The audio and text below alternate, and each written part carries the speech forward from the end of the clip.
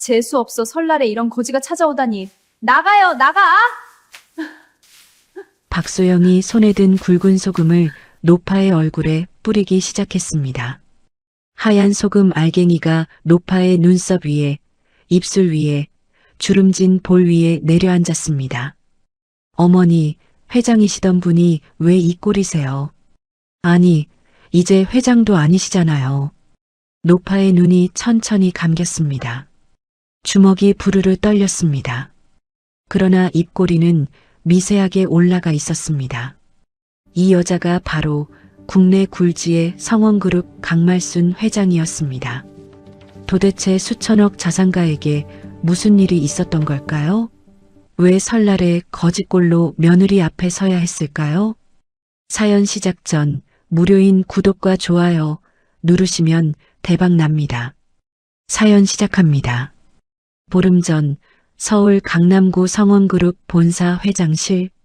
통유리 너머로 서울의 스카이라인이 한눈에 내려다 보이는 50층 회장실은 정막 그 자체였습니다. 강말순 회장이 책상 앞에 앉아 서류를 넘기고 있었습니다. 올해 72. 은발을 단정하게 올려 묶은 이 여자는 40년 전 남편이 남기고 간 작은 섬유공장 하나를 수천억대 그룹으로 키워낸 전설적인 인물이었습니다.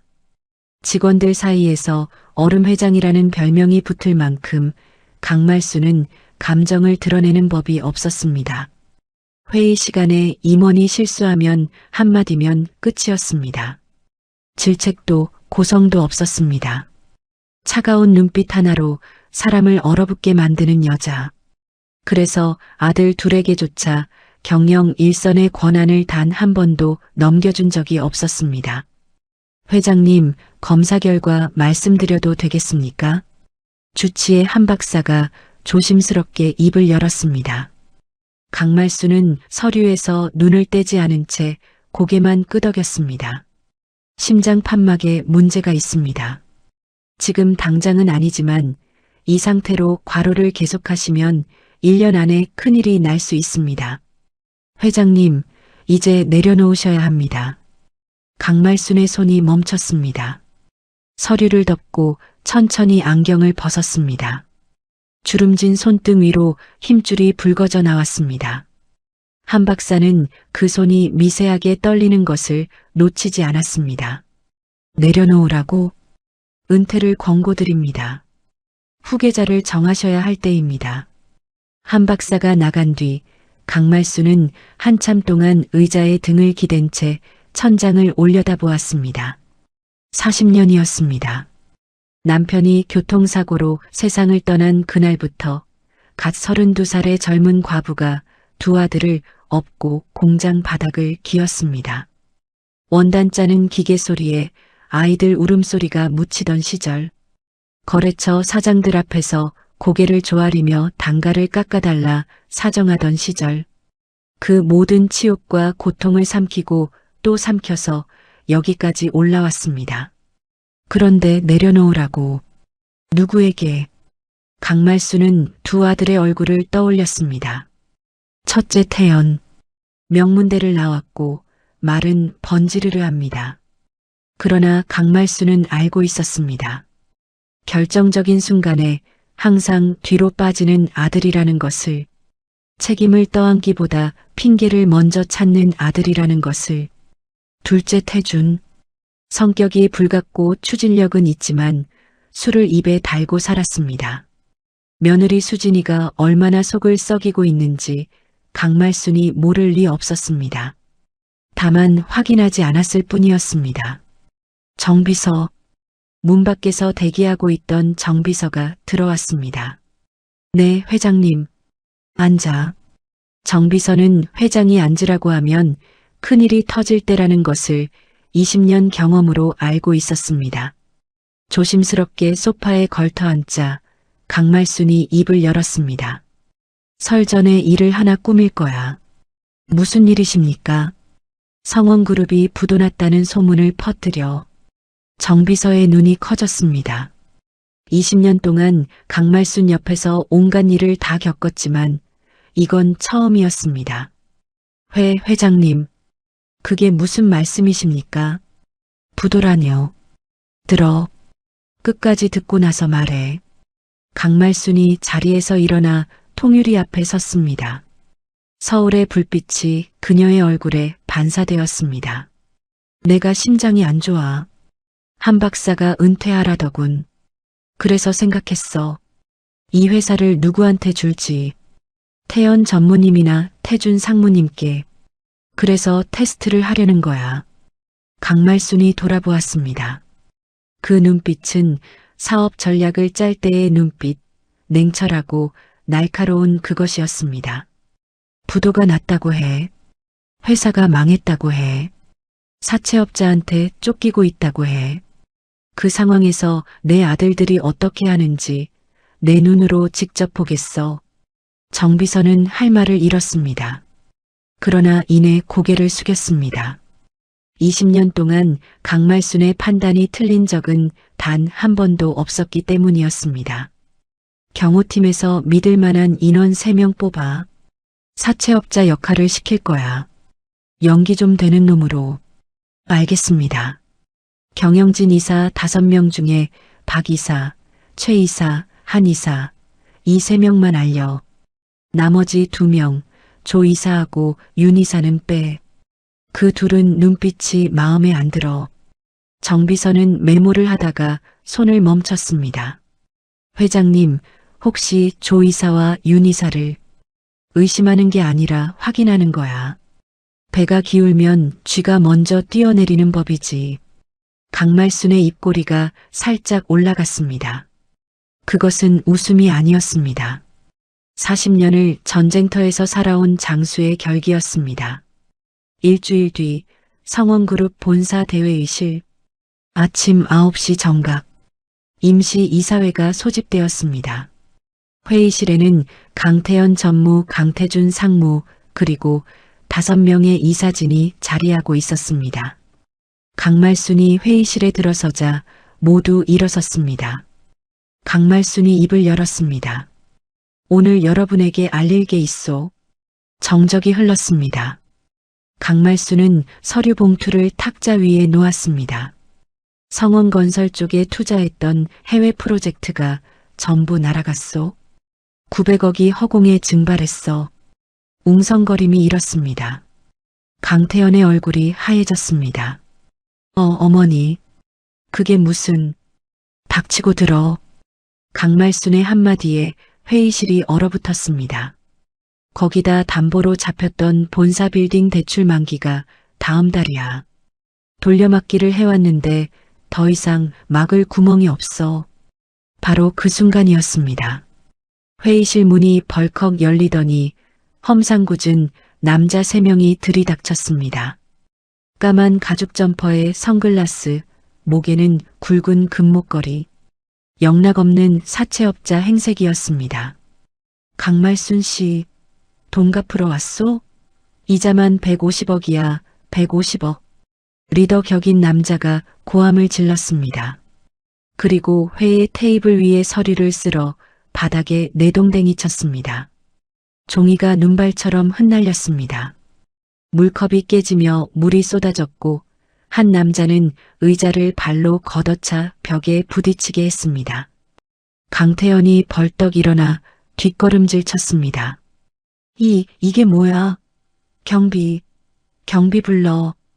강태준은 놀라서 테이블 아래로 몸을 숨겼습니다. 강말순은 움직이지 않았습니다. 의자에 앉은 채 사채업자의 얼굴을 정면으로 바라보았습니다. 마치 시나리오대로 진행되는 연극의 감독처럼. 강 회장, 일주일 안에 50억 안 갚으면 이 건물 통째로 가압류 들어갑니다. 사채업자들이 회의실을 박살내고 나간 뒤 회의실은 아수라장이 되었습니다. 깨진 유리와 흩어진 서류 사이로 임원들의 얼굴에는 공포가 가득했습니다. 강태연이 떨리는 목소리로 말했습니다. 어머니, 이거 진짜입니까? 진짜 회사가 망한 겁니까? 강말순은 천천히 일어섰습니다. 그리고 아무 말 없이 회의실을 나갔습니다. 문이 닫히자 뒤에서 임원들의 고성이 터져 나왔습니다. 복도에서 정비서가 기다리고 있었습니다. 강말순이 낮은 목소리로 말했습니다. 일막 끝이야. 회장님, 태연 전무님과 태준 상무님, 둘 다 상당히 놀란 표정이었습니다. 놀라는 건 누구나 해. 중요한 건 그 다음이지. 강말순이 걸음을 멈추고 정비서를 돌아보았습니다. 설 당일 내가 직접 아들들을 찾아갈 거야. 허름한 옷 준비해도 거지처럼 보여야 해. 회장님이 직접요?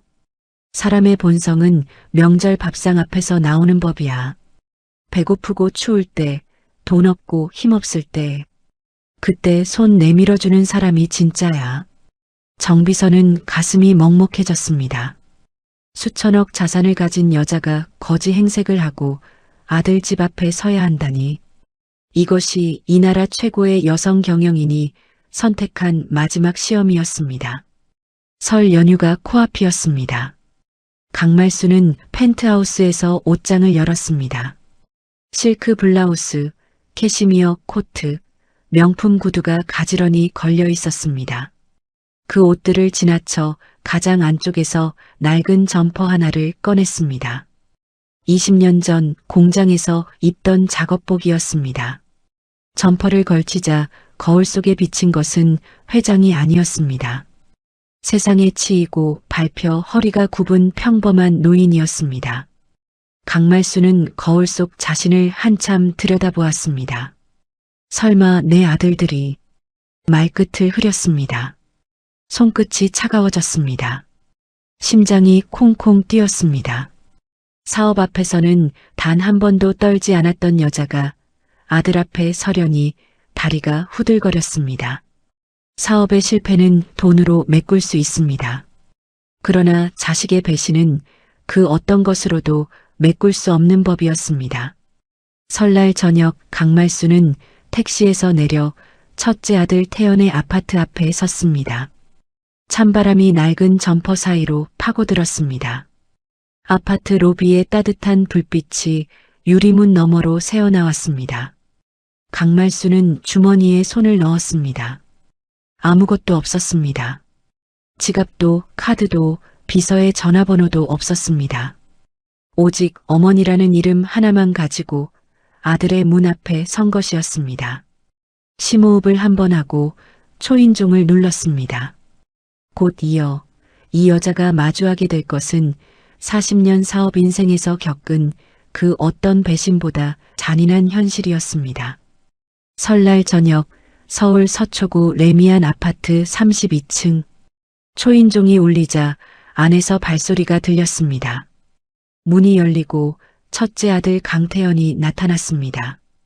집안에서는 명절 음식 냄새가 훅 끼쳤습니다. 떡국 끓이는 냄새, 갈비찜 냄새, 따뜻한 집안의 온기가 문틈으로 밀려나왔습니다. 강태연은 어머니를 보자마자 눈이 커졌습니다. 그러나 그것은 반가움이 아니었습니다. 경악이었습니다. 어머니, 이게 뭔 꼴이에요? 강말순은 일부러 등을 구부리고 힘없는 목소리를 짜냈습니다.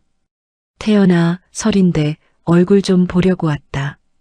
지금 그게 중요해요? 강태연의 목소리가 싸늘하게 변했습니다. 현관문에 기대선 채 어머니를 안으로 들이지 않았습니다. 회사가 망했다면서요. 사채업자가 본사를 박살냈다면서요. 그거 다 사실이에요? 태연아, 일단 들어가서. 들어가긴 뭘 들어가요. 강태연이 한 발짝 뒤로 물러섰습니다. 마치 어머니의 불행이 전염이라도 되는 것처럼. 어머니, 나는 평생 그 회사에서 전무 타이틀만 달고 앉아 있었어요. 결제 한 장 마음대로 못했어요. 어머니가 전부 독단적으로 처리했잖아요. 단 한 번이라도 내 의견을 들은 적이 있어요? 태연아, 잘됐다, 이참에. 그 한마디가 강말순의 가슴에 못처럼 박혔습니다. 평생 혼자 다 해먹더니 결국 이 꼴이 난 거잖아요. 한 푼도 안 물려주고 이름만 전무 달아주고 이제 와서 뭘 어쩌겠다는 거예요? 강말수는 연기를 이어갔습니다. 눈에 힘을 빼고 입술을 떨리게 만들었습니다. 태연아, 사채업자가 쫓아오고 있어. 도피 자금이 필요하다. 조금만 도와다오. 도피 자금이요? 강태연이 코웃음을 쳤습니다. 어머니가 만든 빚을 왜 내가 갚아요? 연대 책임 물기 싫으니까 제발 나 아는 척 하지 마세요. 강말순의 주먹이 떨렸습니다. 그러나 꾹 참았습니다. 시험은 아직 끝나지 않았습니다. 마지막으로 한 가지만 더 확인해야 했습니다. 태연아, 배가 고프다. 설인데 떡국 한 그릇만 다오. 따뜻한 거 한 그릇이면 된다. 그 순간이었습니다. 안쪽에서 발소리가 다가오더니 첫째 며느리 박소영이 현관에 나타났습니다. 거실 창문에서 이미 다 지켜보고 있었던 것이었습니다. 회장 시절의 박소영은 시어머니 앞에서 늘 공손했습니다. 고개를 숙이고 두 손을 모으고 입꼬리를 올려 미소 짓는 것이 습관이었습니다. 명절마다 비싼 홍삼 세트를 들고 찾아와 안부를 여쭙던 며느리였습니다. 그런데 지금 현관에 선 박소영의 얼굴은 완전히 다른 사람이었습니다. 어머니, 부르는 호칭은 같았지만 톤이 달랐습니다. 눈빛이 달랐습니다. 입꼬리가 밑으로 처져 있었습니다. 우리 민우 유학 보내야 하는 거 아시죠? 국제학교 학비가 1년에 얼마인지 아세요? 그런데 지금 노인네 하나 때문에 그것도 못하게 생겼어요. 강말수는 며느리의 눈을 바라보았습니다.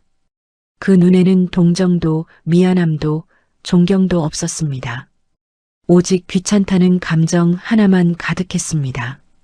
돈이 있을 때나 사람 대접받는 거예요, 어머니. 박소영이 부엌으로 들어갔습니다. 잠시 후 들고 나온 것은 떡국이 아니었습니다. 차가운 면 한 그릇이었습니다. 불도 안 때운 찬물에 말아놓은 소면이었습니다. 박소영이 면 그릇을 현관 바닥에 놓았습니다. 마치 개밥 그릇을 내려놓듯이 이거나 드시고 가세요. 그리고 부엌에서 가져온 것이 하나 더 있었습니다. 굵은 소금이었습니다. 박소영이 소금 봉지를 뜯었습니다. 그리고 강말순의 얼굴을 향해 소금을 뿌리기 시작했습니다. 재수 없어. 설날에 이런 꼴로 찾아오면 어떡해요. 하얀 소금 알갱이가 강말순의 머리카락 사이로, 눈 위로, 점퍼 위로 후두둑 떨어졌습니다. 우리 집에도 재수 없는 거 옮기는 거 아니에요? 나가요, 어머니. 제발 나가요. 강말수는 눈을 감았습니다. 소금이 눈꺼풀 위에서 녹았습니다. 짠 것이 눈물인지 소금인지 분간이 되지 않았습니다. 40년 전 공장 바닥에서 기름때를 닦으며 아들을 키운 손으로 이 며느리의 결혼식 화관을 씌워줬었습니다. 손목이 가늘다며 금팔찌를 직접 채워줬었습니다. 그런데 지금 그 며느리가 자신의 얼굴에 소금을 뿌리고 있었습니다. 바로 그때 안쪽에서 13살짜리 손자 강민우가 나왔습니다. 강말수는 속으로 한 줄기 희망을 품었습니다. 어릴 때부터 할머니 무릎에 앉아 동화책을 읽어달라 졸랐던 손자. 용돈을 줄 때마다 두 손으로 공손하게 받으며 고맙습니다 하던 아이. 할머니. 민우가 입을 열었습니다. 강말수는 손을 뻗었습니다. 그 작은 손이라도 잡으면 이 치욕을 견딜 수 있을 것 같았습니다. 할머니 때문에 나 유학도 못 가잖아. 손이 허공에서 멈췄습니다. 친구들은 다 미국 가는데 나만 못 가. 다 할머니 때문이야. 13살짜리 아이의 입에서 나온 말이라고 믿기 어려웠습니다. 그러나 강말수는 알았습니다. 저 말은 아이의 말이 아니라 저 뒤에 서 있는 부모의 말이라는 것을. 강태연이 문을 닫았습니다. 쾅! 그 소리가 복도에 울려 퍼졌습니다.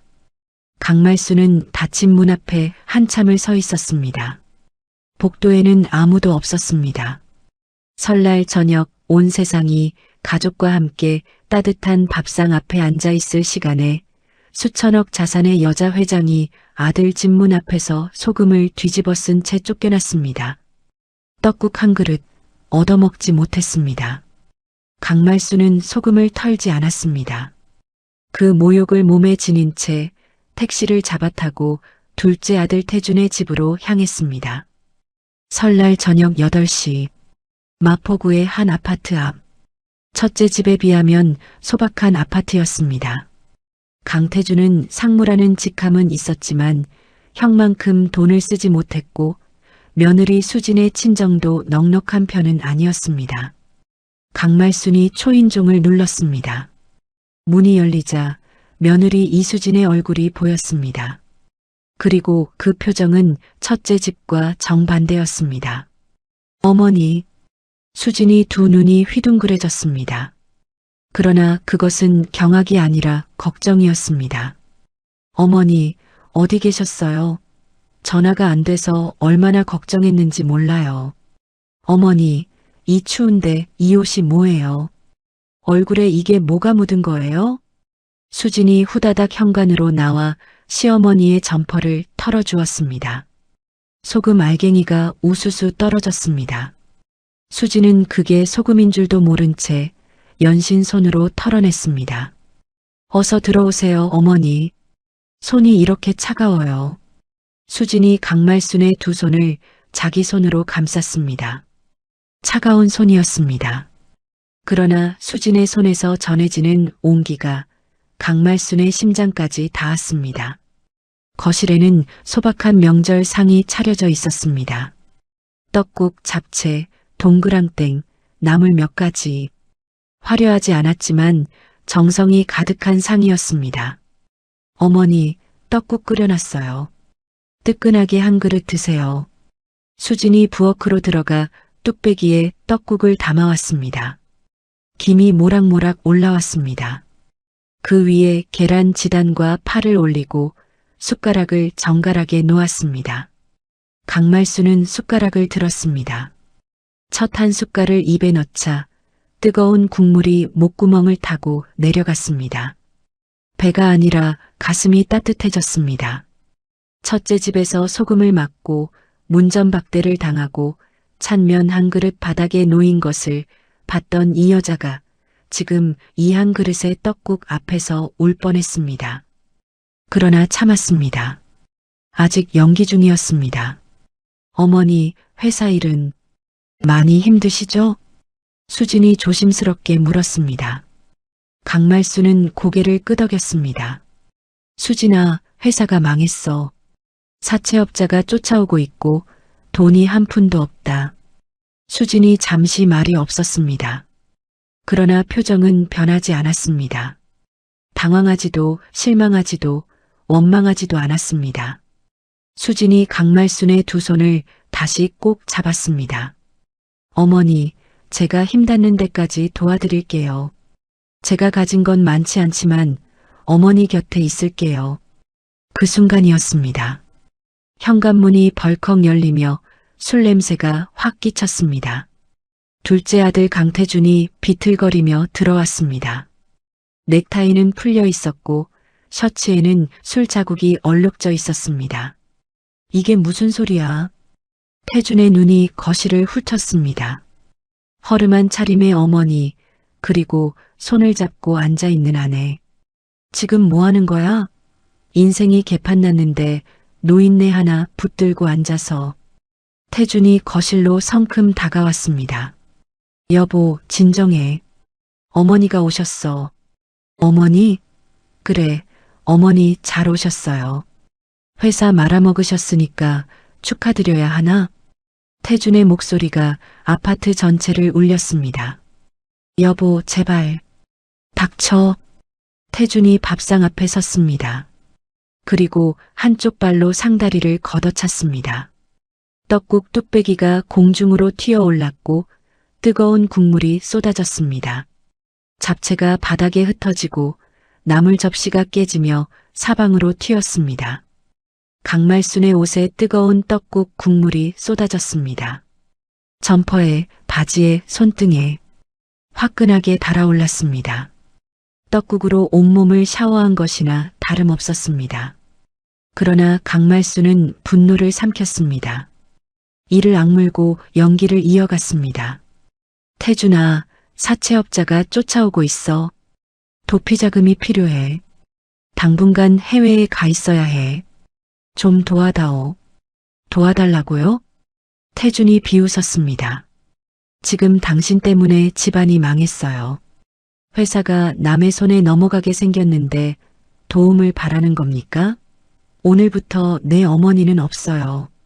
태준이 거실에 액자를 집어들어 바닥에 내리쳤습니다. 유리가 산산조각 났습니다. 꽃병을 잡아 벽에 던졌습니다. 물이 튀고 꽃잎이 흩날렸습니다. 여보, 제발 그만해.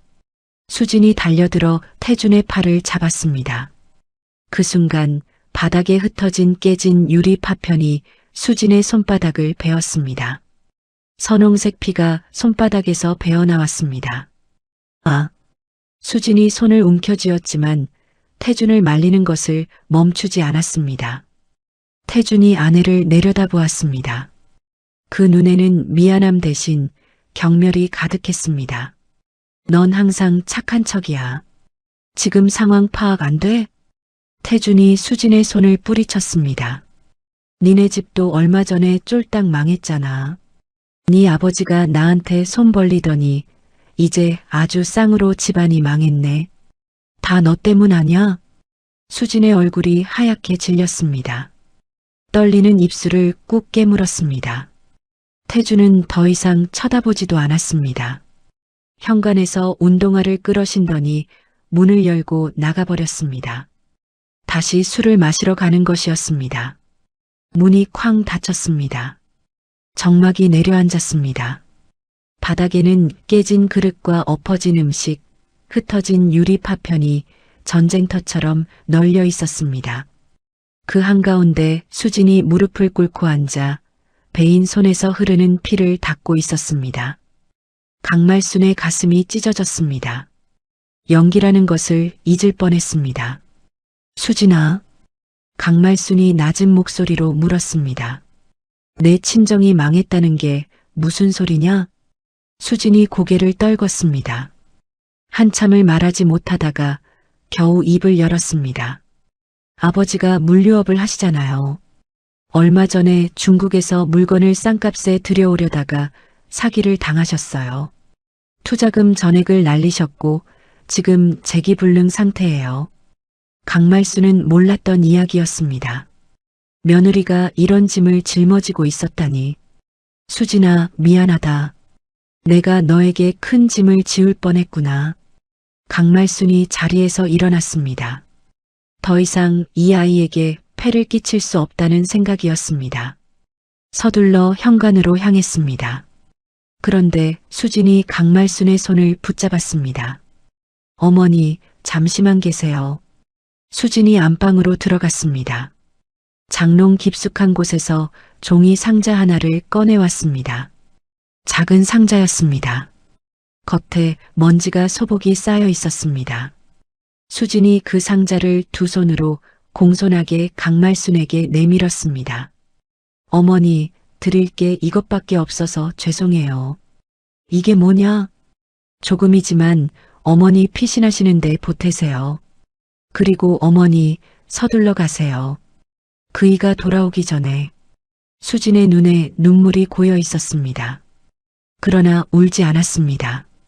아직 손바닥에서는 피가 배어나오고 있었지만 수진은 자기 손보다 시어머니의 안전을 먼저 걱정하고 있었습니다. 강말수는 상자를 받아들었습니다. 가벼운 듯 묵직한 듯 이상한 무게였습니다. 수진아, 어머니 빨리 가세요. 제발이요. 수진이 현관문을 열어주었습니다. 강말수는 상자를 안고 밖으로 나섰습니다. 복도에서 뒤를 돌아보니 수진이 문틈 사이로 두 손을 모으고 서 있었습니다. 베인 손에서 피가 흘러 손목까지 내려왔지만 그 여자는 웃고 있었습니다. 문이 닫혔습니다. 강말수는 복도 벽에 등을 기댔습니다. 두 다리에 힘이 풀렸습니다. 첫째 아들은 문 앞에서 소금을 맞고 쫓겨났습니다. 둘째 아들은 떡국으로 샤워를 시켜줬습니다. 설 명절에 친자식에게 이런 대접을 받은 것이었습니다. 그런데 피 한 방울 섞이지 않은 남의 집 딸인 며느리가 자신의 손을 잡아주었습니다. 자신의 전 재산이 담긴 상자를 내밀었습니다. 자기도 친정이 망해서 갈 곳이 없는 처지에 시어머니의 도피 자금을 걱정하고 있었습니다. 강말수는 상자를 가슴에 꼭 안았습니다. 차가운 복도 바닥에서 한참을 움직이지 못했습니다. 이 상자 안에 무엇이 들어있는지 이 여자는 아직 몰랐습니다. 강말순의 펜트하우스, 서울 한남동 47층, 설날 밤 10시, 강말순은 현관문을 열고 안으로 들어섰습니다. 자동으로 켜지는 조명이 넓은 거실을 밝혔습니다. 200평짜리 펜트하우스는 정막 그 자체였습니다. 명절인데 이 넓은 집에 사람이라곤 강말순 한 명뿐이었습니다. 낡은 점퍼에는 아직 소금 자국과 떡국 국물 자국이 얼룩져 있었습니다. 첫째 집의 모욕과 둘째 집의 치욕이 옷에 그대로 새겨져 있는 셈이었습니다. 강말수는 욕실로 들어가 뜨거운 물을 틀었습니다. 샤워기 아래 서자 물줄기가 머리 위로 쏟아졌습니다. 소금이 녹아 흘러내렸습니다. 떡국 국물이 씻겨 내려갔습니다. 그러나 가슴속 응어리는 물로 씻을 수 있는 것이 아니었습니다. 거울 앞에 섰습니다. 수건으로 머리를 닦으며 자신의 얼굴을 들여다보았습니다. 72년을 살아온 얼굴이었습니다. 주름 하나하나에 사연이 있었습니다. 남편을 잃고 울던 날의 주름, 거래처에 고개를 숙이던 날의 주름, 아들 졸업식에 몰래 눈물 닦던 날의 주름. 그런데 오늘 이 주름에 새로운 흔적이 하나 더 새겨졌습니다. 자식에게 버림받은 어미의 주름이었습니다. 잠옷으로 갈아입고 거실 소파에 앉았습니다. 테이블 위에 수진이 건넨 종이 상자가 놓여 있었습니다. 먼지가 소복이 쌓인 낡은 상자. 강말수는 한참을 그 상자를 바라보기만 했습니다. 천천히 뚜껑을 열었습니다. 가장 먼저 눈에 들어온 것은 반짝이는 것들이었습니다. 금빛, 은빛, 진주빛. 상자 안에 액세서리들이 가지런히 놓여 있었습니다. 강말순의 손이 멈췄습니다. 이것들은 자신이 며느리에게 해마다 하나씩 선물한 것들이었습니다. 강말순은 냉정한 사람이었습니다. 며느리에게 따뜻한 말 한마디 건네는 법이 없었습니다. 생일에도 축하한다는 말 대신 서류 봉투처럼 건조하게 선물 하나를 건넸을 뿐이었습니다. 진주 브로치, 금 귀걸이, 옥 팔찌, 자수정 목걸이, 해마다 하나씩 12해 동안 12개를. 그런데 수지는 그것들을 단 하나도 팔지 않았습니다. 단 하나도 잃어버리지 않았습니다. 친정이 망하고 남편이 술주정을 하고 생활이 궁핍해져도 이 액세서리들을 장롱 깊숙이 숨겨 고스란히 간직하고 있었던 것이었습니다. 강말순의 손끝이 떨렸습니다. 첫 해에 줬던 진주 브로치를 집어들었습니다. 12년 전 물건인데 닦아놓은 것처럼 깨끗했습니다. 액세서리 아래에 또 다른 것이 있었습니다. 작은 골드바 여러 개, 한 개에 $1 10개 남짓. 대단한 금액은 아니었습니다. 그러나 이것이 수진에게는 전 재산이었을 것이었습니다. 친정이 망하고 남편에게 생활비도 제대로 받지 못하는 처지에서 어금니 꽉 물고 한 돈 두 돈 모아놓은 비상금. 그것을 시어머니의 도피 자금이라며 통째로 내밀었던 것이었습니다. 강말순의 눈시울이 뜨거워졌습니다. 그러나 아직 울지 않았습니다. 상자 안에 물건이 하나 더 있었기 때문이었습니다. 낡은 노트 한 권이었습니다. 표지가 닳아 모서리가 말려 있었고 옆면에 볼펜 자국이 빼곡했습니다. 수진의 일기장이었습니다. 강말수는 상자를 급하게 싸면서 일기장까지 같이 넣은 것이라 짐작했습니다. 서둘러 보내느라 자신의 일기장이 들어간 줄도 몰랐을 것이었습니다. 열어볼까 말까?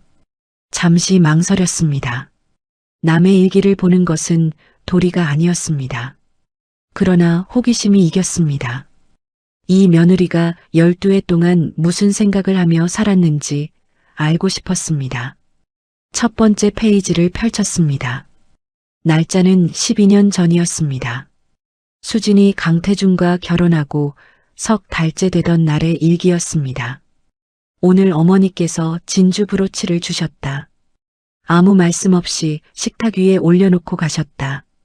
포장도 없이 축하한다는 말도 없이 그냥 툭 놓고 가셨다. 처음에는 서운했다.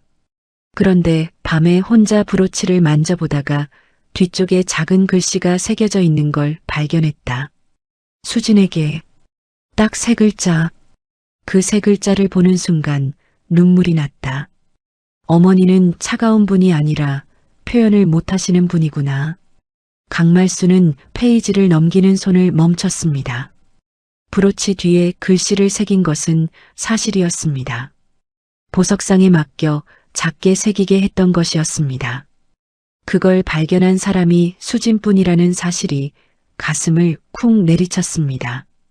두 번째 해의 일기를 넘겼습니다. 오늘 어머니께서 금 귀걸이를 주셨다. 올해도 아무 말씀 없이 탁자 위에 올려놓고 가셨다. 태준 씨는 관심도 없다. 그래도 나는 안다. 어머니가 일부러 내 귀 크기에 맞는 걸 고르셨다는 걸. 작년에 내가 귀걸이가 무거우면 귀가 아프다고 한번 말한 적이 있는데 올해 귀걸이는 깃털처럼 가볍다. 어머니는 다 듣고 계셨다. 세 번째 해. 자수정 목걸이. 올해는 어머니 표정이 조금 부드러웠던 것 같다. 착각일 수도 있다.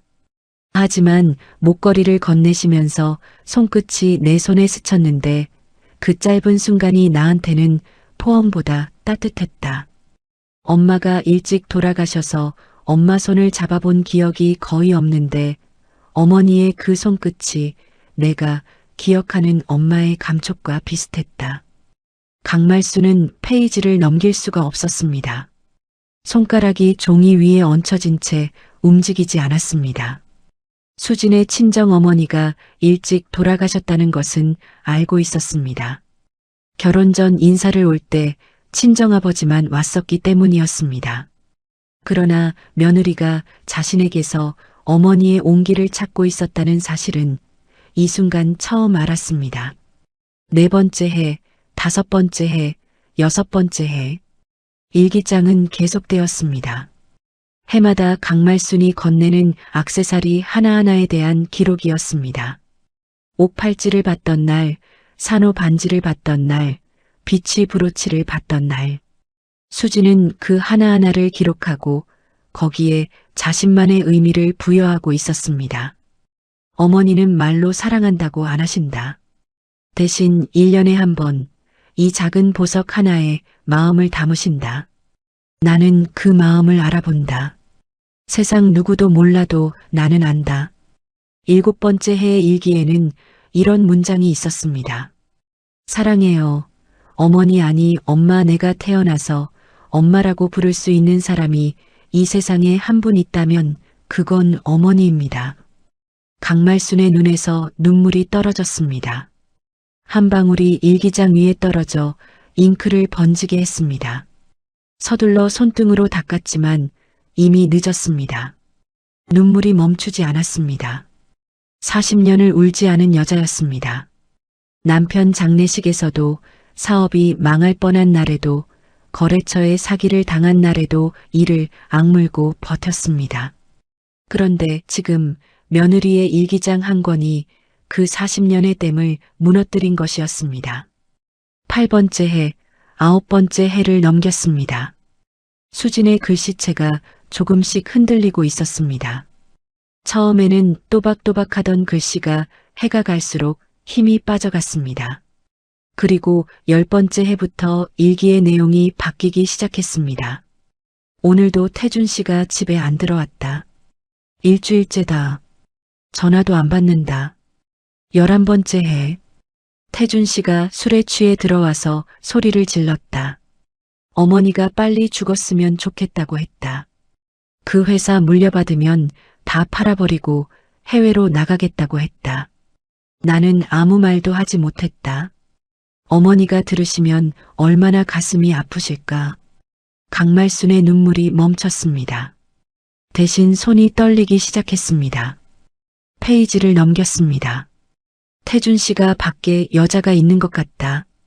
새벽에 들어오는 날이 잦아졌고 옷에서 다른 여자의 향수 냄새가 난다.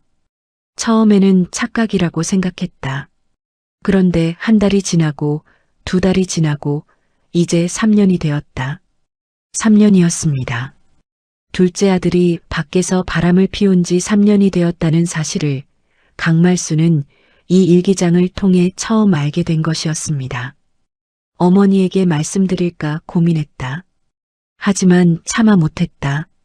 어머니가 얼마나 상심하실지 뻔하니까. 그래서 나 혼자 삼킨다. 혼자 참는다. 어머니가 해마다 주시는 액세서리를 만지면서 버틴다. 이것만 있으면 괜찮다. 이것이 어머니의 마음이라고 믿으면 괜찮다. 강말순은 일기장을 덮었습니다. 더 이상 읽을 수가 없었습니다. 소파에서 일어나 통유리 창 앞에 섰습니다. 서울의 야경이 보석처럼 반짝이고 있었습니다. 그 수많은 불빛 아래 수진이라는 여자가 깨진 유리를 치우고 있을 것이었습니다. 엎어진 밥상을 닦고 피나는 손을 싸매고 혼자서 설날 밤을 보내고 있을 것이었습니다. 강말순은 가슴을 움켜쥐었습니다. 심장이 아팠습니다. 병 때문이 아니었습니다.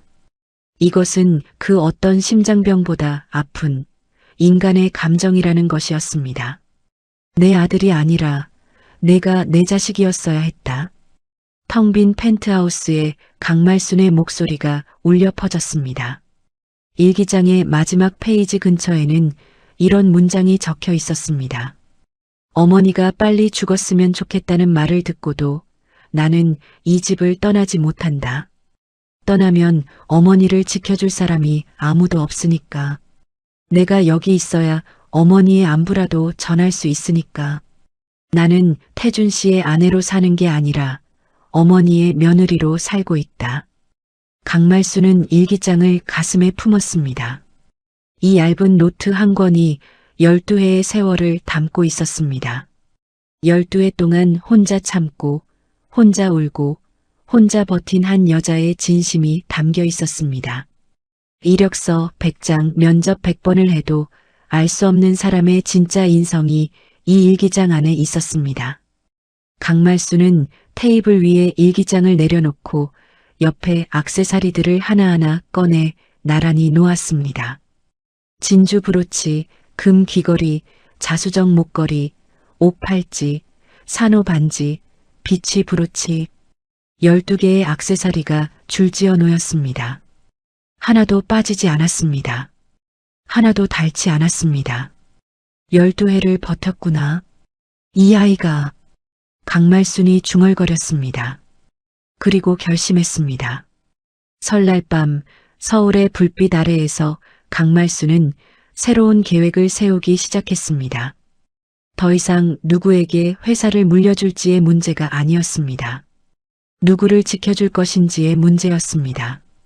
전화기를 들어 정비서에게 전화를 걸었습니다. 정비서, 네, 회장님. 늦은 시간에 무슨 일이십니까? 내일 아침 9시에 본사에서 보자. 계획을 바꿔야겠어. 계획을 바꾸신다면 후계자를 정했어. 정비서는 잠시 침묵했습니다. 태연 전무님입니까? 태준 상무님입니까? 둘 다 아니야. 강말순이 통유리 넘어 서울의 야경을 바라보며 말했습니다. 내일 만나서 이야기하지. 그리고 하나 더. 말씀하십시오. 사돈어른 이수진 아버지 되시는 분. 물류업 하시다가 사기를 당하셨다지? 그건 제가 확인해 보겠습니다. 확인이 아니라 해결이야. 경호팀 투입해서 사기꾼 추적하고 법무팀에 연락해서 민형사 동시에 걸어 사돈어른 사업 정상화시키는데 뭐가 필요한지 내일까지 보고해. 알겠습니다, 회장님. 전화를 끊고 강말수는 다시 일기장을 펼쳤습니다. 마지막 페이지를 한 번 더 읽었습니다. 사랑해요, 엄마. 강말수는 일기장을 덮고 눈을 감았습니다. 40년 사업을 하면서 수만 건의 계약서를 봤습니다. 수천 장의 보고서를 읽었습니다. 그러나 이 얇은 일기장 한 권만큼 마음을 흔든 문서는 평생 처음이었습니다. 12회 동안 한 글자 한 글자 기록한 인성이 그 무엇보다 큰 증거였기 때문이었습니다. 설 연휴가 끝나고 이틀 뒤 서울 강남의 한 고급 일식집 별실. 첫째 아들 강태현이 술잔을 앞에 놓고 앉아 있었습니다. 얼굴에는 수염이 자라 있었고 눈 밑에는 며칠째 잠을 못 잔 흔적이 짙게 내려앉아 있었습니다. 맞은편에는 두 남자가 앉아 있었습니다. 성원그룹 경영진 5명 중 조 이사와 윤 이사였습니다. 조 이사는 50대 중반, 번들거리는 이마에 기름진 미소를 달고 다니는 남자였습니다. 윤 이사는 40대 후반, 날카로운 인상의 계산기처럼 빠른 두뇌를 가진 자였습니다. 이 두 사람은 강말순 회장 밑에서 10년 넘게 일했지만 속으로는 늘 불만이 가득했습니다. 자신들이 회사를 굴리는데 실세는 항상 회장 한 사람뿐이었기 때문이었습니다. 조 이사가 먼저 입을 열었습니다. 태연 전무님, 솔직하게 말하겠습니다. 지금 이 상황, 위기가 아니라 기회입니다. 강태연이 고개를 들었습니다. 기회라니, 조 이사. 회사가 부도 직전인데 무슨 기회요? 바로 그겁니다. 윤 이사가 삭해 잔을 내려놓으며 끼어들었습니다. 회장님께서 독단적으로 해외 투자를 밀어붙이다가 이 사태를 만드셨습니다. 이건 명백한 경영 판단 실패예요. 법적으로 따지면 회장 개인의 과실입니다. 법적으로라니 경영권 박탈 사유가 된다는 겁니다. 전무님. 강태연의 눈이 미세하게 흔들렸습니다. 조 이사는 그 흔들림을 놓치지 않았습니다. 전무님, 회장님은 이미 끝난 분입니다. 사채업자한테 쫓기고 계시지 않습니까?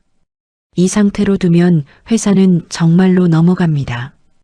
그 전에 전무님이 경영권을 가져오셔야 합니다. 경영권을 내가? 그렇습니다. 아들로서 긴급 경영권 승계를 선언하시고 회장님의 책임을 공식적으로 물으시는 겁니다. 조 이사가 서류 봉투 하나를 테이블 위에 올려놓았습니다. 여기에 법무법인이 준비한 서류가 있습니다. 회장의 경영 과실에 의한 긴급 경영권 이전.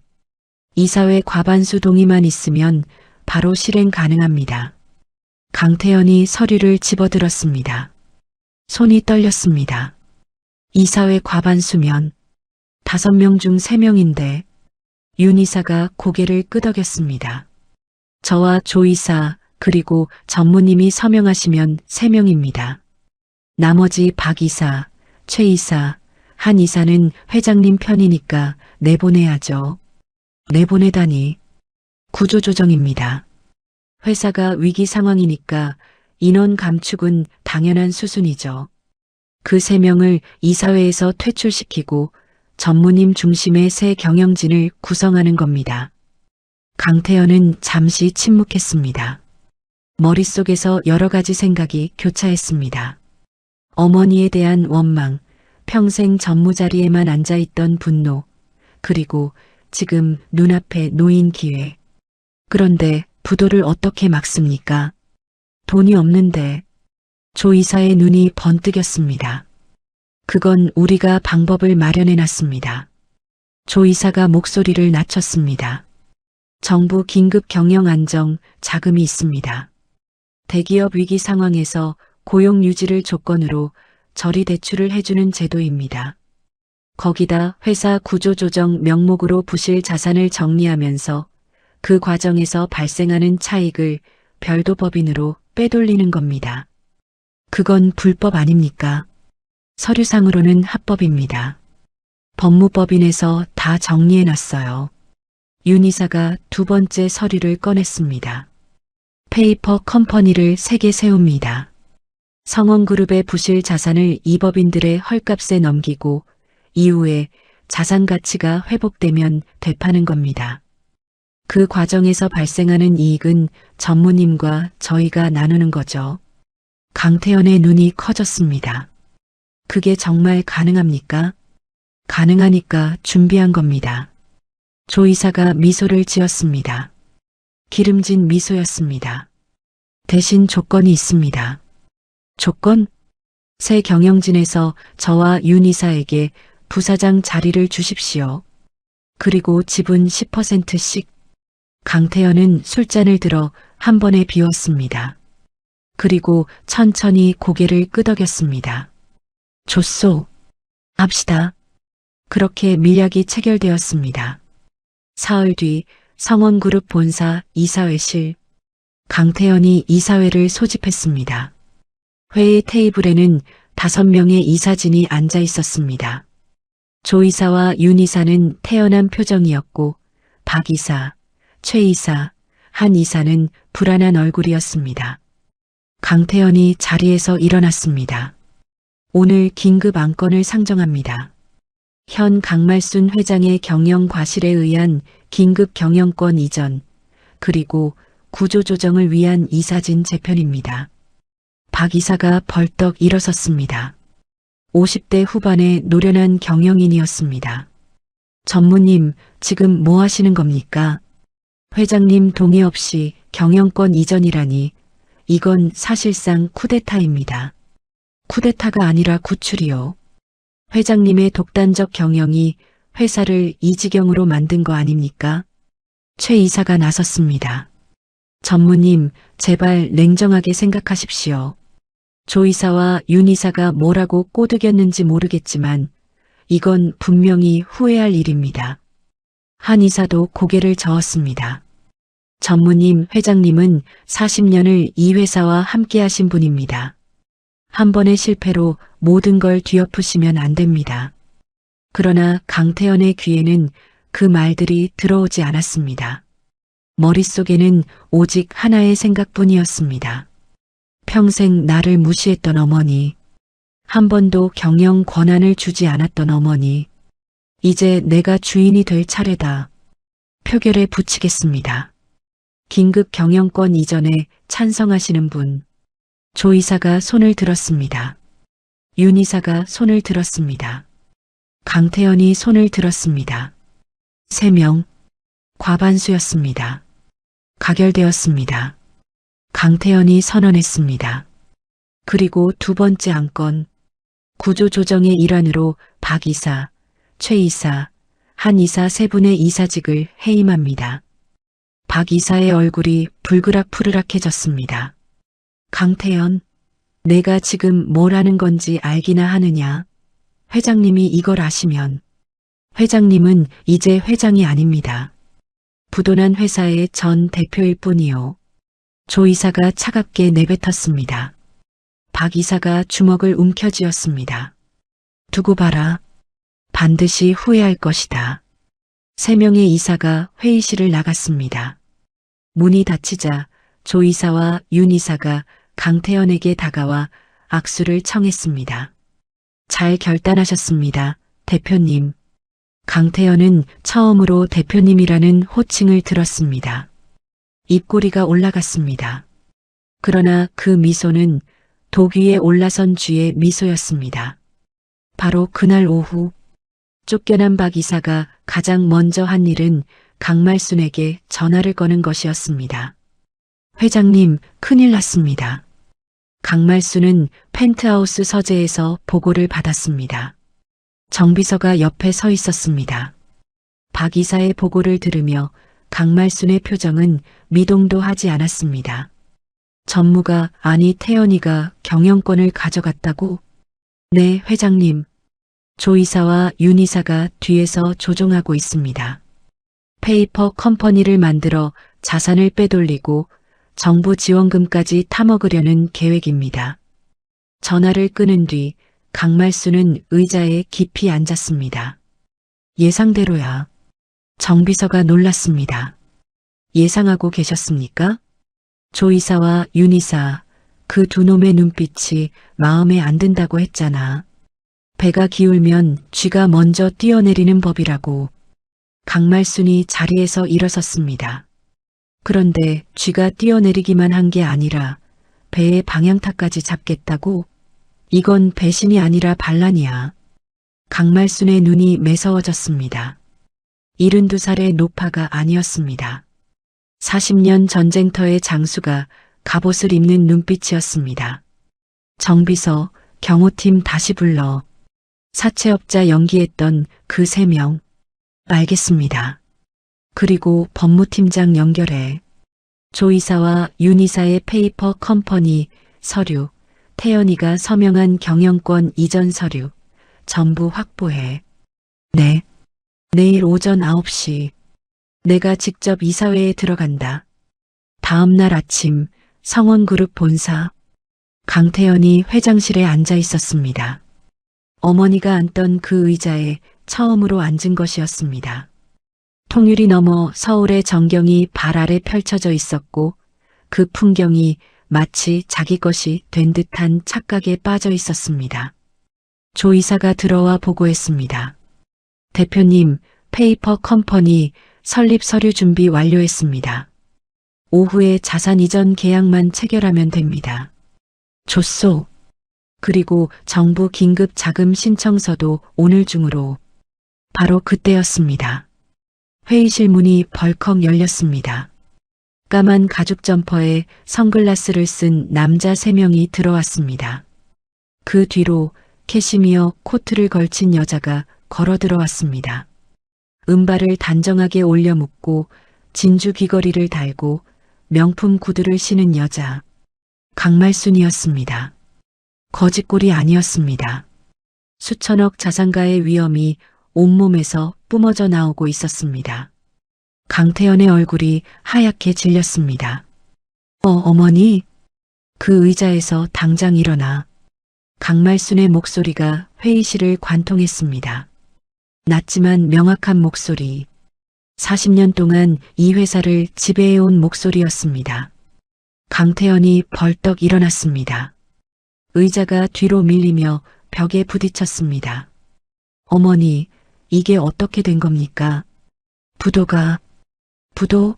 어디가 부도야? 강말순이 코트 주머니에서 서류를 꺼냈습니다. 성원건설 해외 프로젝트 예정대로 진행 중이야. 900억은 한 푼도 안 날아갔어. 본사 빌딩 대출? 3년 전에 다 갚았다. 강태연의 다리가 풀렸습니다. 그럼 그때 사채업자는? 강말순이 뒤에 선 3남자를 가리켰습니다. 남자들이 선글라스를 벗었습니다. 내 경호팀이야. 연기 잘했지?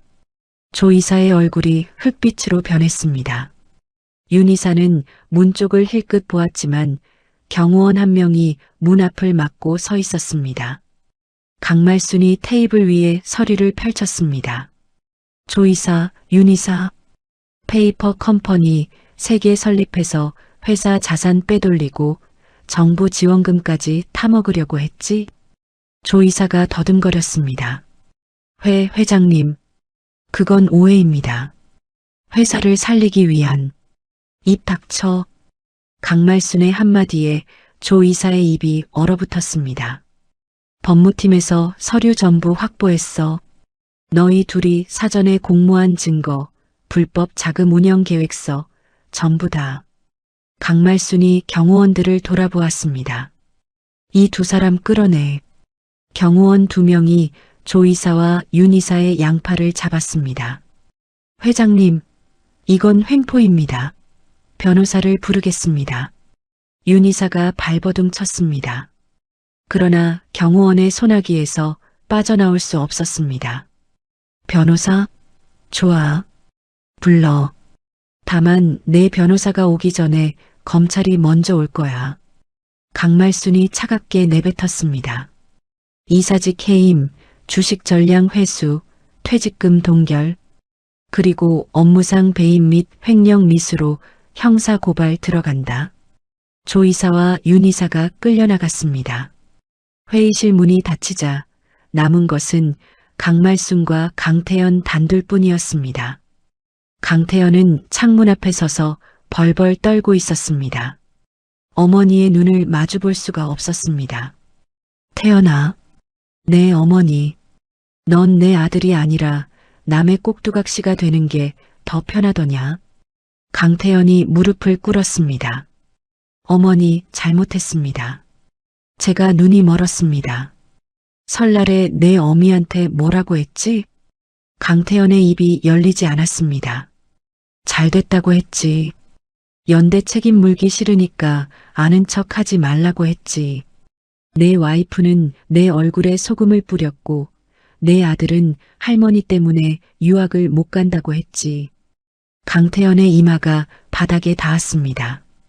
거기다 어미가 만들어 놓은 회사를 빼앗아서 불법 자금까지 굴리려고 했어. 이게 내가 40년 동안 키운 아들이야? 강말순의 목소리가 갈라졌습니다. 분노인지 슬픔인지 구분이 되지 않는 목소리였습니다. 일어나. 강태현이 고개를 들었습니다. 눈물이 흐르고 있었습니다.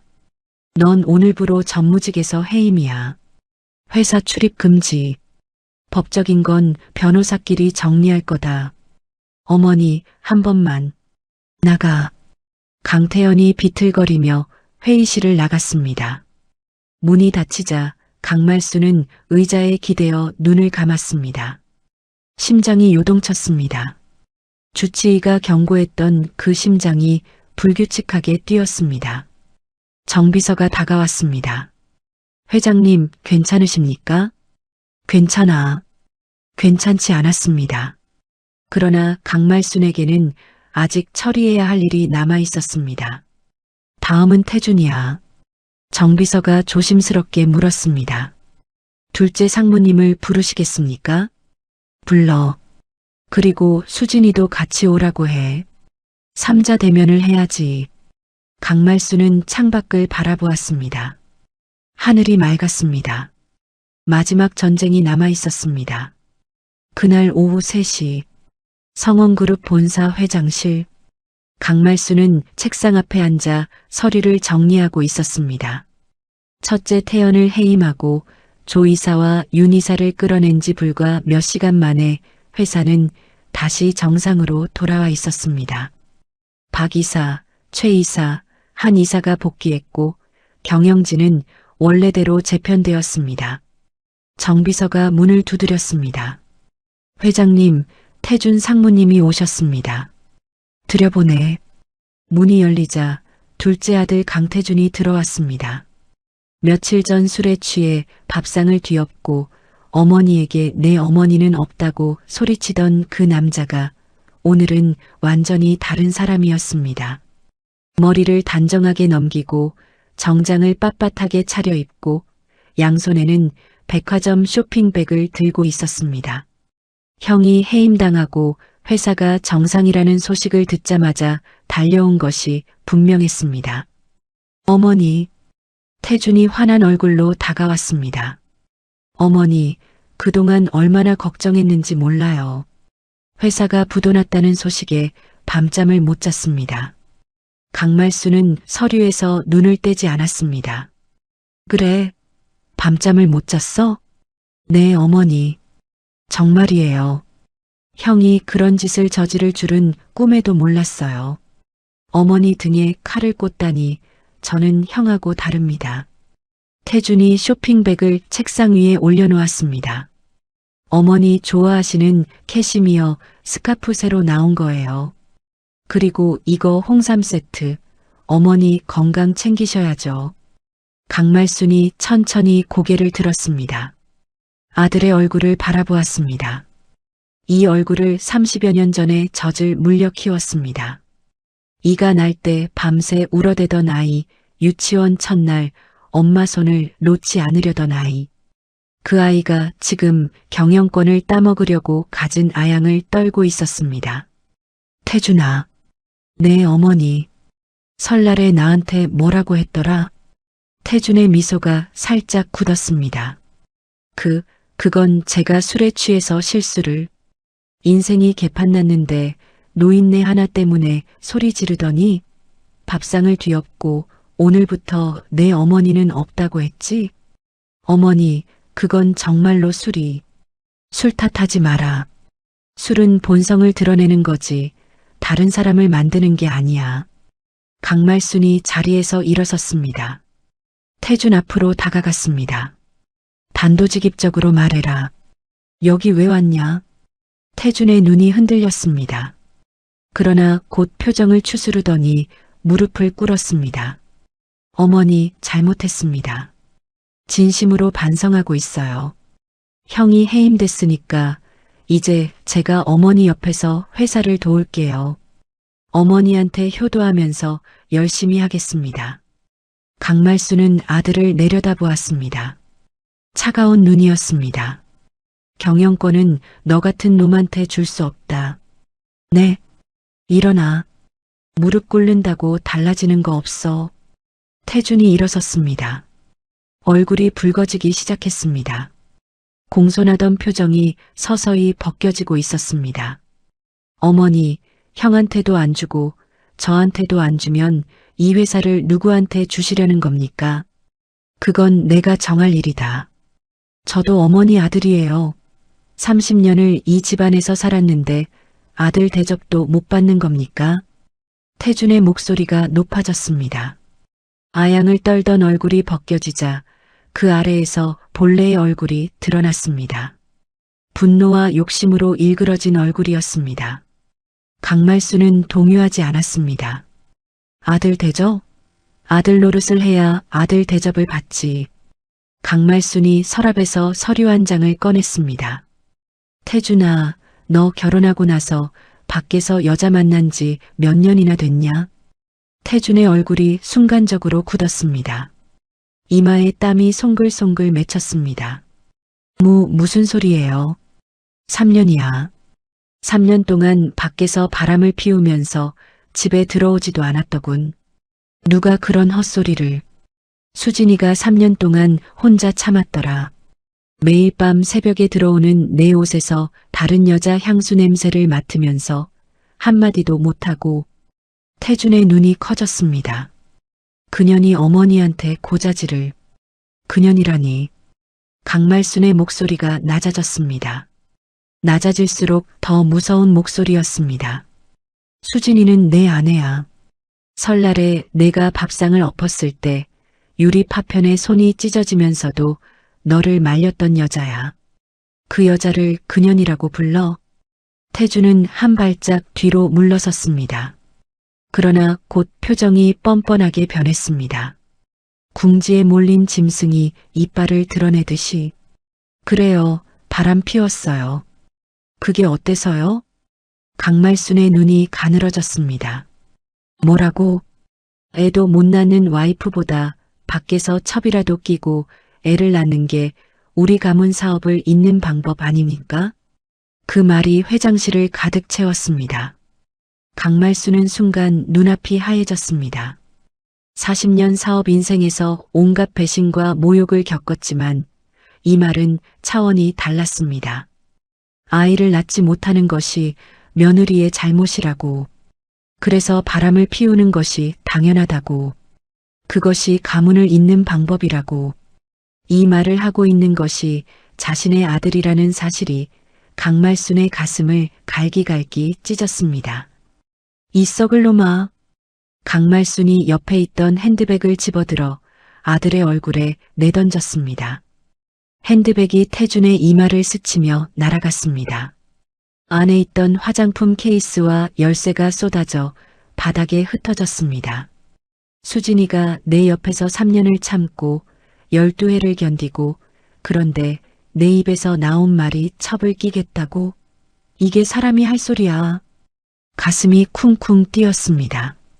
심장이 비정상적으로 빠르게 요동쳤습니다. 주치의가 경고했던 바로 그 그 증상이었습니다. 어머니야말로 평생 독단적으로 회사 잡고 아들한테 한 푼도 안 주면서 이제 와서 며느리 편을 들어요? 그래요. 형한테도 안 주고 나한테도 안 주고 그 돈 다 무덤까지 가져갈 겁니까? 태준이 고래고래 소리를 질렀습니다. 강말순의 왼쪽 가슴이 욱신거렸습니다. 손으로 가슴을 움켜쥐었습니다. 숨이 가빠졌습니다. 다리에 힘이 빠지기 시작했습니다. 태준아. 뭐요? 약. 강말순이 책상을 짚으려 했지만 손이 미끄러졌습니다. 무릎이 꺾이며 바닥에 쓰러졌습니다. 가슴을 움켜쥔 채 숨을 헐떡이며 책상 위를 가리켰습니다. 책상 위. 비상약. 책상 위에 작은 약통이 놓여 있었습니다. 심장 발작 시 혀 밑에 넣는 응급약이었습니다. 강말순은 바닥에 엎드린 채 떨리는 손으로 약통을 가리켰습니다. 태준은 멈춰섰습니다. 바닥에 쓰러진 어머니를 내려다보았습니다. 그리고 천천히 책상으로 걸어가 약통을 집어들었습니다. 강말순은 아들이 약을 가져다 줄 것이라고 생각했습니다. 아무리 화가 나도 아무리 막장이어도 어머니가 쓰러졌는데 약을 안 줄 자식은 없다고 생각했습니다. 태준이 약통을 들고 돌아보았습니다. 그리고 창문 쪽으로 걸어갔습니다. 태준아, 뭐 하는 거? 태준이 창문을 열었습니다. 50층 높이의 바람이 회장실로 밀려들었습니다. 서류가 날렸습니다. 커튼이 펄럭였습니다. 그리고 태준은 약통을 창문 밖으로 던져버렸습니다. 작은 약통이 허공으로 사라졌습니다. 강말순의 눈이 그 약통을 따라갔습니다. 멀어지고 멀어지고 보이지 않게 되었습니다. 태준이 돌아서며 말했습니다. 어차피 큰형은 감방 갈 거고요. 강말순은 바닥에 엎드린 채 아들을 올려다보았습니다. 시야가 흐려지고 있었습니다. 어머니도 여기서 돌아가시면 회사는 제 거네요. 태준이 웃었습니다. 입꼬리가 올라간 그 얼굴은 강말순이 30년 전에 안아 키운 아이의 얼굴이 아니었습니다. 악마의 얼굴이었습니다. 태준이 뒤돌아 나갔습니다. 문이 닫혔습니다. 회장실에 강말순 혼자 남았습니다. 바닥에 엎드린 채 숨을 헐떡이고 있었습니다. 왼쪽 가슴이 쥐어짜듯 아팠습니다. 눈앞이 점점 어두워졌습니다. 사무실 전화기가 책상 위에 있었습니다. 구조를 요청하려면 저 전화기를 잡아야 했습니다. 그러나 바닥에 엎드린 상태로는 손이 닿지 않았습니다. 무릎으로 기어보았지만 팔에 힘이 들어가지 않았습니다. 전화기까지 한 뼘이 남았습니다. 손가락 끝이 책상 모서리에 닿았다가 미끄러졌습니다. 심장이 점점 더 불규칙하게 뛰었습니다. 시야의 가장자리가 검게 물들기 시작했습니다. 전화기는 닿지 않았습니다. 강말순은 방향을 바꿨습니다. 아까 태준에게 던졌던 핸드백이 바닥 저편에 떨어져 있었습니다. 핸드백 안에 비상약이 하나 더 들어 있었습니다. 항상 두 곳에 나눠두는 습관이 있었던 것이었습니다. 기어갔습니다. 팔꿈치로 바닥을 짚으며 한 뼘씩 한 뼘씩 카펫 위로 손톱 자국이 길게 나 있었습니다. 핸드백이 보였습니다. 손을 뻗었습니다. 손가락 끝이 핸드백 끈에 닿았습니다. 그러나 한 뼘 차이로 닿지 않았습니다. 힘이 빠졌습니다. 팔이 떨어졌습니다. 눈앞이 완전히 캄캄해지기 시작했습니다. 의식이 희미해졌습니다. 바로 그 순간이었습니다. 회장실 문이 열렸습니다. 구두 소리가 빠르게 다가왔습니다. 어머니, 이수진이었습니다. 삼자 대면을 위해 불려온 며느리가 바로 이 시간에 도착한 것이었습니다. 수진은 바닥에 쓰러져 있는 시어머니를 보자마자 달려갔습니다. 강말순의 얼굴이 창백했습니다. 입술이 파랗게 변해 있었습니다. 어머니, 정신 차리세요. 어머니. 수지는 흩어진 핸드백 내용물 사이에서 약통을 발견했습니다. 후다닥 집어 뚜껑을 열고 알약 하나를 꺼내 강말순의 혀 밑에 넣었습니다. 어머니, 약 넣었어요. 버텨주세요. 제발이요. 수진이 시어머니의 머리를 자기 무릎 위에 올려놓았습니다. 한 손으로 전화기를 잡아 119를 눌렀습니다. 여기 강남구 성원그룹 본사 50층입니다. 심장 발작 환자예요. 빨리 와주세요. 강말순의 의식이 아스라하게 돌아왔습니다. 흐릿한 시야에 수진의 얼굴이 보였습니다. 눈물이 뚝뚝 떨어져 자신의 볼 위에 내려앉고 있었습니다. 어머니, 눈 뜨세요. 저 여기 있어요. 어머니. 수진의 손이 강말순의 차가운 손을 꼭 잡고 있었습니다. 며칠 전 설날 밤에도 이 손이 자신의 손을 잡아주었습니다. 유리에 베어 피가 나던 그 손이 지금 또 자신의 생명을 붙잡아주고 있었습니다. 강말순의 입술이 미세하게 움직였습니다. 수진아, 네 어머니. 말하지 마세요. 곧 구급차 와요. 고맙다. 강말순의 눈이 다시 감겼습니다. 병원 중환자실. 이틀 뒤 강말순이 눈을 떴습니다. 하얀 천장이 보였습니다. 코에는 산소 호흡기가, 팔에는 링거 바늘이 꽂혀 있었습니다. 옆에서 누군가 손을 잡고 있었습니다. 수진이었습니다. 보호자용 간이 침대도 펴지 않은 채 의자에 앉아 시어머니의 손을 잡은 채 잠들어 있었습니다.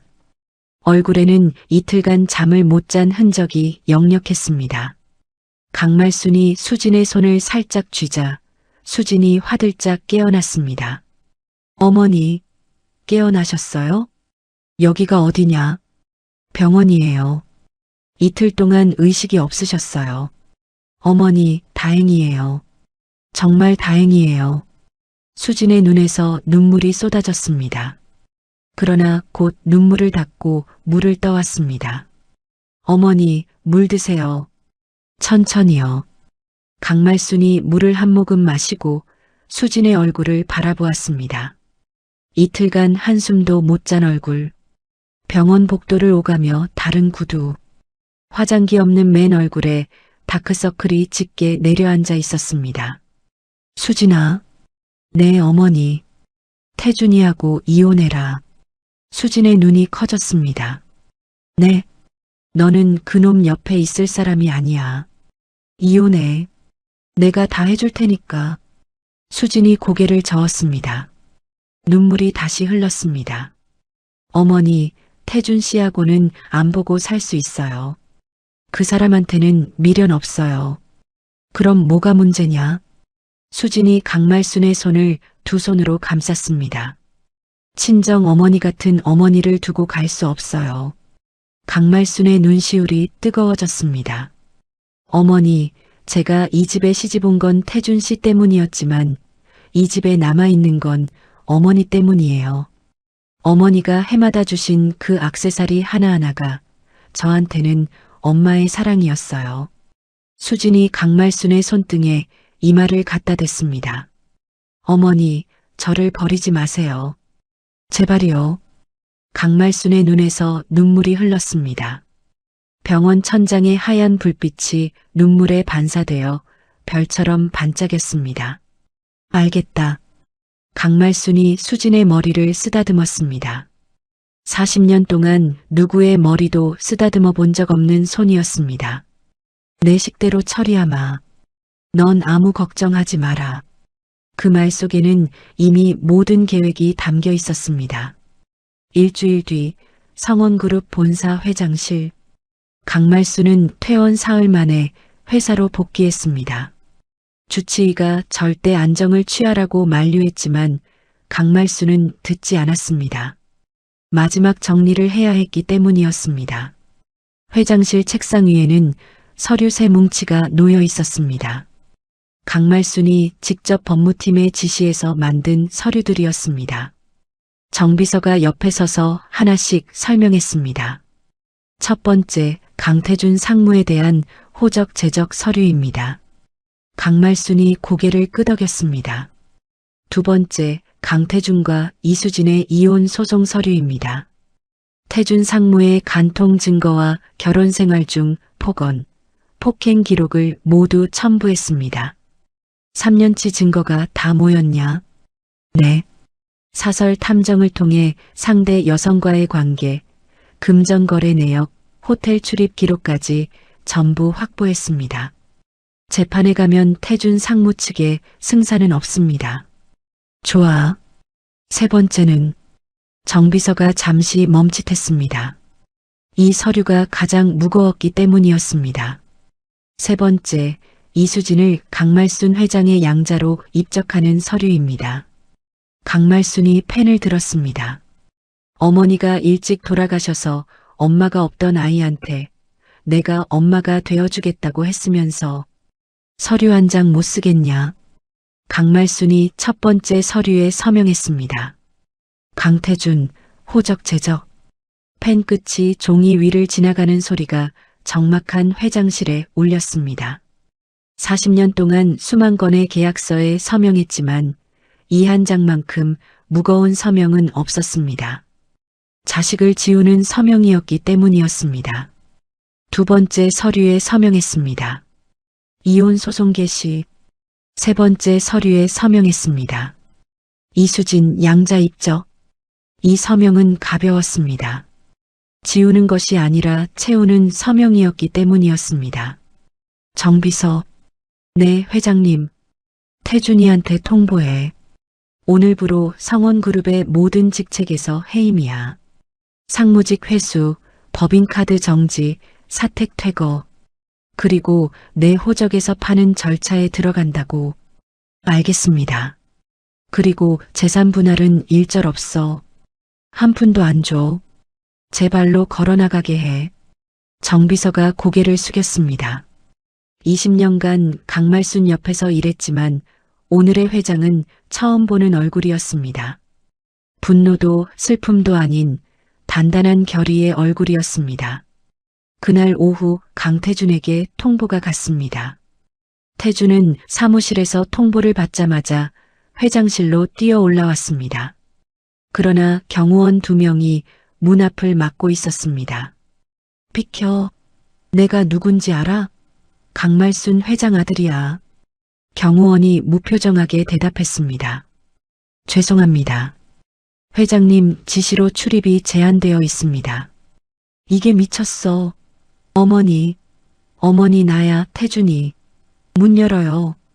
안에서는 아무 대답이 없었습니다. 태준은 문을 두드리고 발로 차고 고래고래 소리를 질렀습니다. 어머니, 제가 잘못했어요. 한 번만 기회를 주세요. 어머니. 복도에 태준의 목소리가 울려 퍼졌습니다. 지나가는 직원들이 고개를 돌렸습니다. 40층에서 50층까지 그 소리가 들렸습니다. 그러나 회장실 문은 열리지 않았습니다.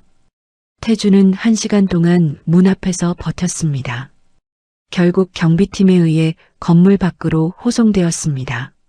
로비를 지나 정문을 나서는 태준의 뒷모습은 며칠 전 설날에 어머니를 쫓아낸 자신의 모습과 정확히 겹쳐지는 것이었습니다. 이혼 소송은 빠르게 진행되었습니다. 태준은 처음에 발악했습니다. 이혼을 거부하고 재산 분할을 요구하고 위자료를 달라고 소리쳤습니다. 그러나 법무팀이 제출한 3년치 증거 앞에서 모든 주장이 무너졌습니다. 호텔 출입 기록, 상대 여성과의 금전거래 내역, 녹취록까지. 재판부는 이수진의 손을 들어줬습니다.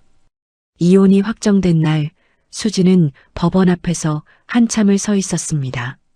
12회의 결혼 생활이 종이 한 장으로 끝난 것이었습니다. 울지 않았습니다. 눈물은 12회 동안 다 흘려버렸기 때문이었습니다. 그날 저녁 강말순은 정비서를 불렀습니다. 사돈 어른 거는 어떻게 됐냐? 보고 드리겠습니다. 경호팀을 투입해서 중국 쪽 사기꾼 조직을 추적했습니다. 현지 공항과 협조해서 주범 2명을 검거했고 사돈 어른이 투자하신 금액의 70%를 회수할 수 있는 상황입니다. 70%면 사업 재기가 가능하겠군. 네. 그리고 법무팀에서 사돈 어른의 물류사업 정상화를 위한 컨설팅도 시작했습니다. 거래처 복원, 신용회복, 자금 순환 계획까지 잡아놨습니다. 강말순이 고개를 끄덕였습니다. 사돈 어른한테 직접 연락해라. 성원그룹 물류 파트너로 공식 계약을 제안한다고. 물류 단가는 시세보다 약간 높게 잡아줘. 재기할 때까지 숨통이 트여야 하니까. 정비서가 눈시울을 붉혔습니다. 회장님, 사돈 어른이 아시면 정말 감사해 하실 겁니다. 감사는 무슨. 내 딸의 아버지를 돕는 건 당연한 거야. 정비서는 내 딸이라는 단어에 가슴이 뭉클해졌습니다. 강말순이 누군가를 가족이라고 부르는 것을 20년간 들어본 적이 없었기 때문이었습니다. 일주일 뒤 성원그룹 본사 대회의실, 강말순이 전체 임원 회의를 소집했습니다. 이사진, 팀장급 이상 모든 간부가 자리에 앉았습니다. 회의실 맨 앞줄에 이수진이 앉아 있었습니다. 수진은 단정한 정장을 입고 있었지만 어색한 표정이었습니다. 이 자리에 왜 자신이 앉아 있는지 아직 모르고 있었습니다. 강말순이 단상에 섰습니다. 마이크를 잡았습니다. 오늘 여러분에게 2가지를 발표합니다. 회의실이 조용해졌습니다. 100명이 넘는 간부들의 시선이 강말순에게 집중되었습니다. 첫 번째, 나 강말순은 성원그룹 회장직에서 물러납니다. 웅성거림이 일었습니다. 강말순이 손을 들어 제지했습니다. 건강상의 이유로 더 이상 일선에서 경영을 할 수 없게 되었습니다. 그러나 이 회사를 아무에게나 맡길 수는 없습니다. 강말순이 수진을 바라보았습니다. 두 번째, 성원그룹의 차기 대표이사로 이수진을 선임합니다. 회의실이 얼어붙었습니다. 수진의 눈이 커졌습니다. 입이 벌어졌습니다. 어머니, 이게 무슨... 이수진은 오늘부로 나의 양녀이자 성원그룹의 후계자입니다. 강말순이 마이크에서 한 발 물러서며 말을 이었습니다. 여러분 중에 의아하게 생각하는 사람이 있을 겁니다. 왜 아들이 아니라 며느리에게 회사를 맡기냐고. 이유를 말해주겠습니다. 강말순이 주머니에서 낡은 노트를 꺼냈습니다. 수진의 일기장이었습니다. 이 노트 한 권에 12회의 세월이 담겨 있습니다. 12회 동안 한 번도 사람이 변하지 않은 기록이 담겨 있습니다. 이력서 100장, 면접 100번으로도 알 수 없는 것이 있습니다. 사람의 인성입니다. 강말순이 수진을 바라보았습니다. 이 아이는 돈이 있을 때도 돈이 없을 때도 똑같은 사람이었습니다. 시어머니가 회장일 때도 시어머니가 거짓골일 때도 똑같은 마음으로 손을 잡아줬습니다. 이것이 경영자의 자질입니다. 숫자를 읽는 능력은 배울 수 있지만 사람의 마음을 읽는 능력은 타고나는 것입니다. 회의실에 박수가 터져 나왔습니다. 처음에는 한두 명이었지만 곧 전체로 퍼졌습니다. 수진의 눈에서 눈물이 흘렀습니다. 그날 저녁, 명절은 이미 지났지만 강말순은 수진의 작은 아파트를 찾아갔습니다. 이혼 후 수진이 옮긴 마포구의 원룸이었습니다. 좁았지만 깨끗했습니다. 수진이 현관에서 시어머니를 맞았습니다. 어머니, 이런 좁은 데까지 오시면 어떡해요? 좁으면 어때? 따뜻하면 되지. 강말순이 신발을 벗고 안으로 들어갔습니다. 작은 식탁 위에 떡국 냄비가 올려져 있었습니다. 김이 모락모락 올라오고 있었습니다. 어머니 오실 줄 알고 떡국 끓여놨어요. 내가 끓인 떡국이 제일 맛있더라. 둘이 나란히 앉았습니다. 좁은 식탁이었습니다. 팔꿈치가 부딪힐 만큼 가까웠습니다. 그러나 그 좁은 거리가 한남동 펜트하우스의 200평보다 훨씬 따뜻했습니다. 수진이 떡국을 한 그릇 떠서 시어머니 앞에 놓았습니다. 계란 지단과 파를 올리고 숟가락을 정갈하게 놓았습니다. 설날에 끓여줬던 그 떡국과 똑같은 모양이었습니다. 강말순이 숟가락을 들었습니다. 한 숟갈을 입에 넣었습니다. 뜨거웠습니다. 국물이 목구멍을 타고 내려가 가슴까지 닿았습니다. 설날에 먹지 못했던 그 떡국을 지금에서야 먹고 있는 것이었습니다. 맛있다. 강말순이 말했습니다. 그 두 글자에 12회의 감사가 담겨 있었습니다. 수진도 자기 그릇을 떠서 먹기 시작했습니다. 둘이 나란히 앉아 떡국을 먹었습니다. 아무 말이 없었습니다. 숟가락 소리와 국물 넘기는 소리만 조용히 흘렀습니다. 강말순이 먼저 입을 열었습니다. 수진아, 내 어머니. 나는 40년 동안 사업만 하면서 살았다. 돈 버는 법, 사람 부리는 법, 경쟁에서 이기는 법. 그것만 알았어. 강말순이 숟가락을 내려놓았습니다. 그런데 이번 설에 알았다. 사람의 가치는 통장 잔고로 매길 수 없다는 걸. 진짜 부자는 돈이 많은 사람이 아니라 돈이 없어도 곁에 남아주는 사람을 가진 사람이라는 걸. 수진이 고개를 숙였습니다. 눈물이 떡국 그릇 위로 뚝 떨어졌습니다. 어머니, 내 아들 둘은 돈이 없으니까 어미를 버렸어. 그런데 너는 돈이 없는데도 내 전 재산을 상자에 담아서 내밀었지. 그게 사람이야. 그게 가족이야. 강말순이 수진의 손을 잡았습니다. 수진아, 고맙다. 늦었지만 이제부터 내가 내 어머니 할게. 진짜 어머니. 수진이 고개를 들었습니다. 눈물이 볼을 타고 흘러내렸지만 입가에는 미소가 번지고 있었습니다. 어머니, 저야말로 감사해요. 12해 동안 해마다 주신 그 액세서리 하나도 안 버렸어요. 하나도 안 팔았어요. 그게 어머니의 마음이라는 거 알았으니까요. 강말순이 코끝을 붉히며 말했습니다. 바보 같은 것. 액세서리가 뭐가 대단하다고. 어머니한테는 액세서리였을지 몰라도 저한테는 엄마의 포옹이었어요. 강말순은 더 이상 말을 잇지 못했습니다. 72년을 살면서 엄마의 포옹이라는 말을 들어본 것은 이것이 처음이었기 때문이었습니다. 둘은 한참 동안 손을 잡고 앉아 있었습니다. 떡국이 식어갔지만 두 사람의 손은 뜨거웠습니다. 밖에서는 겨울바람이 창문을 두드리고 있었습니다. 좁은 원룸이었지만 이 안에는 세상에서 가장 큰 것이 들어차 있었습니다. 가족이라는 이름이었습니다. 피가 섞여야 가족이 아닙니다. 호적에 올라야 가족이 아닙니다. 돈이 있을 때나 없을 때나 웃을 때나 울 때나 한결같이 곁에 서주는 사람. 그 사람이 가족입니다. 강말순은 40년 동안 수천억을 벌었습니다. 그러나 그 수천억보다 값진 것을 12해 동안 곁에 두고도 몰랐습니다. 며느리가 건넨 낡은 상자 하나가 수천억짜리 계약서보다 무거웠습니다. 세상에서 가장 비싼 것은 돈으로 살 수 없습니다. 그것은 사람의 진심입니다. 이 사연 어떻게 생각하시나요? 댓글로 의견을 남겨주세요.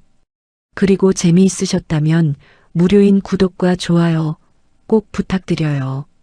다음에도 재미있는 사연으로 찾아뵙겠습니다.